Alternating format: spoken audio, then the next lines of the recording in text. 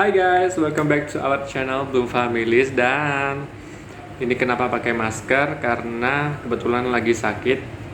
Terus anjuran dari pemerintah juga kalau sekarang kalau bisa kita stay di rumah aja. Kalau nggak urgent nggak boleh keluar.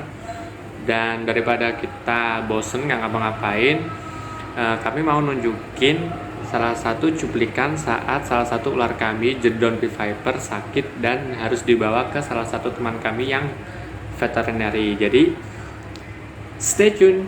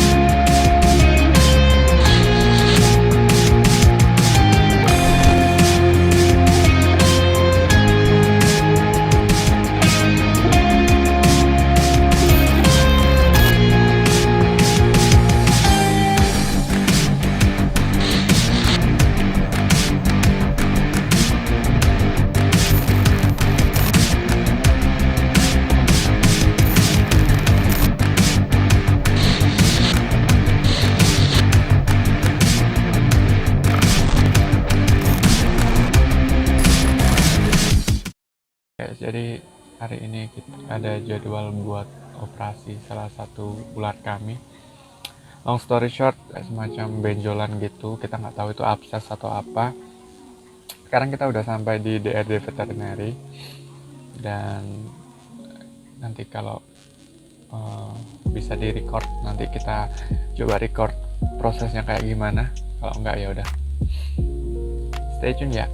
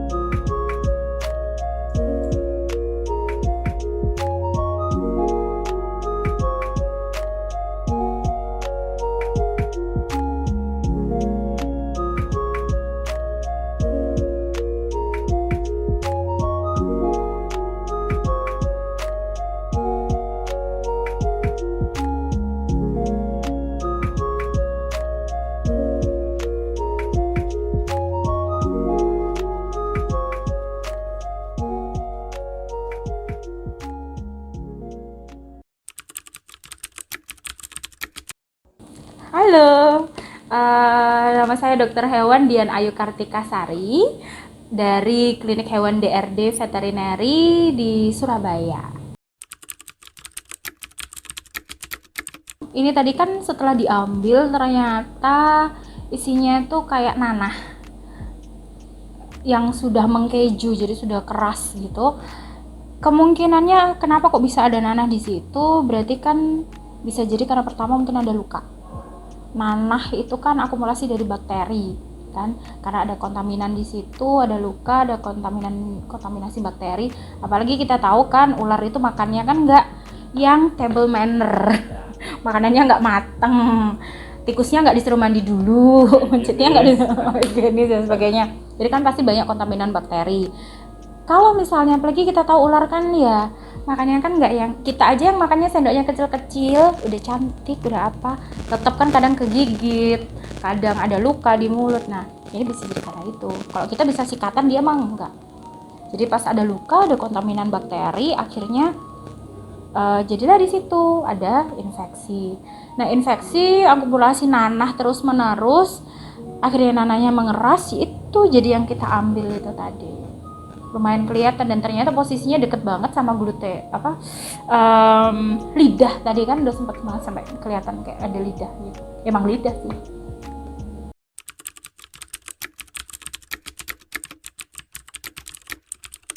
Nanah itu kan memang tidak seharusnya ada di situ, di jaringan manapun. Kalau dia sampai telat penanganan atau itu menahun, bisa jadi ada ya, kalau ini kan nanahnya udah mengeras ya, bisa jadi nanti tambah gede. Nah, yang kita khawatirkan yang namanya nanah itu kan berarti ada bakteri di situ. Kalau bakteri sampai masuk ke dalam pembuluh darah, sampai ada darah di situ masuk ke dalam pembuluh darah, nah itu yang kita sebut dengan sepsis atau septikemia. Padahal pembuluh darah kita itu adalah area yang harus bersih dari bakteri. Memang dia clean, sangat-sangat bersih dari bakteri. Kalau ada bakteri di situ, maka itu yang disebut dengan septikemia. Itu prognosanya atau statusnya itu adalah infausta. Infausta itu tidak dapat diselamatkan. Gitu. Fatal banget ya. Fatal banget. Kayak kita lah, ada luka katakanlah di kaki, nggak kita obatin, kita malah main tanah, main apa sampai bengkak, sampai bernanah. Terus nggak cuman kita bersihin tapi nggak kita obatin dengan benar, nanti kan pada ada satu masa 2 hari atau bahkan besoknya badannya akan panas. Itu sebenarnya salah satu warning tubuh bahwa ada sesuatu yang salah dengan tubuh kita. Bisa jadi karena infeksinya sudah menyebar lewat darah yang disebut dengan septikemia atau sepsis.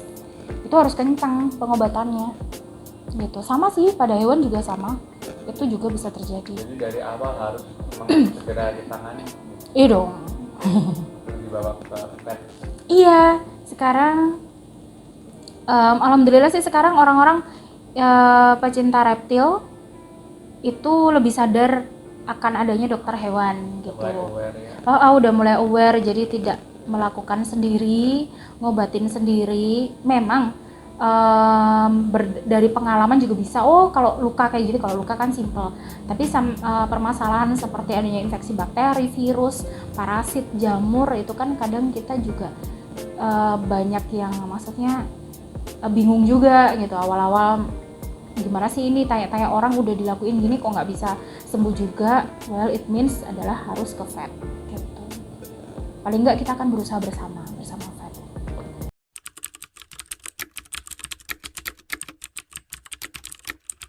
Kalau untuk pasca operasi, yang jelas luka. Kan tadi ada luka operasi dan ada jahitan. Nah, itu luka operasinya dia harus selalu terjaga kebersihannya. Ini kan nggak bisa diperban ya, terutama untuk kasus ini. Kalau diperban kan kepalanya diperban. Kandangnya harus selalu dijaga kebersihannya.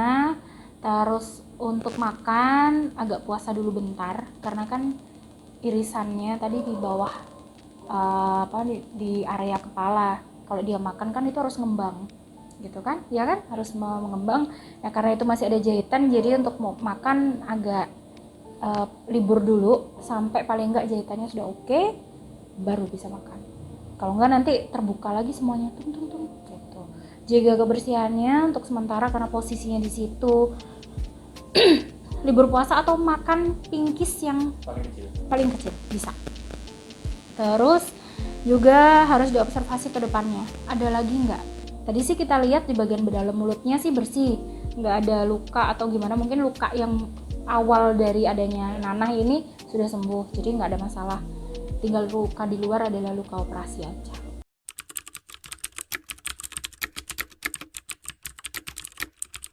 Terutama untuk reptil atau semuanya?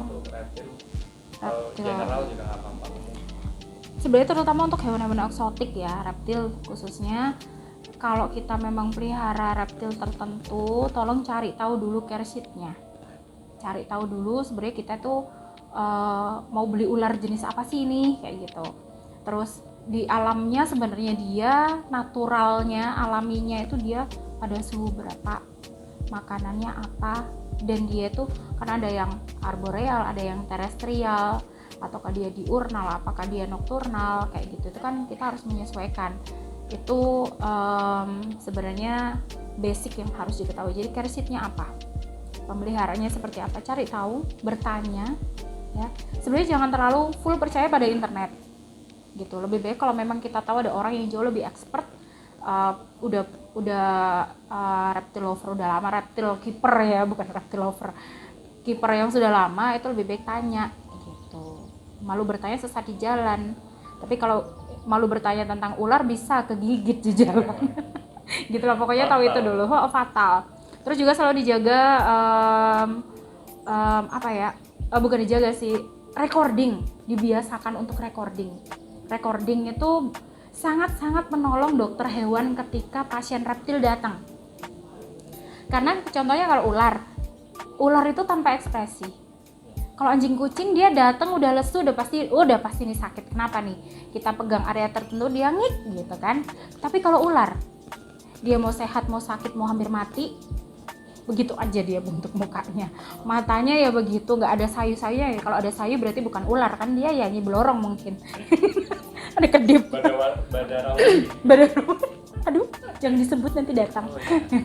Nah, itu apa namanya, recording. Jadi dia makan kapan, terus ganti kulitnya kapan, terus ada sesuatu apa sih kok pupnya agak diare atau gimana, itu ada kayak dicatat aja gitu. Pada bulan ini apa saja yang terjadi. Jadi ketika misalnya kok dia itu sebenarnya owner itu akan sangat terbantu dengan adanya recording history seperti itu. Jadi kalau pada bulan ini kok dia sangat stabil, besoknya stabil, tapi kok bulan berikutnya kok ada yang nggak stabil nih.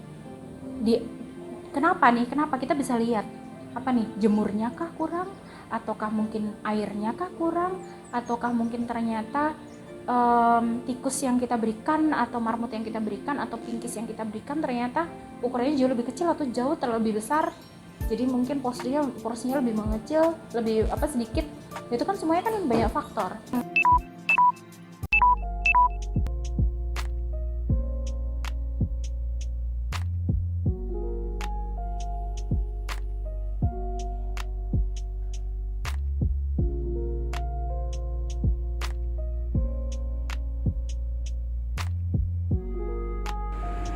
So guys, itu tadi adalah salah satu cuplikan dari ular kami, Jodon Viper yang sedang sakit.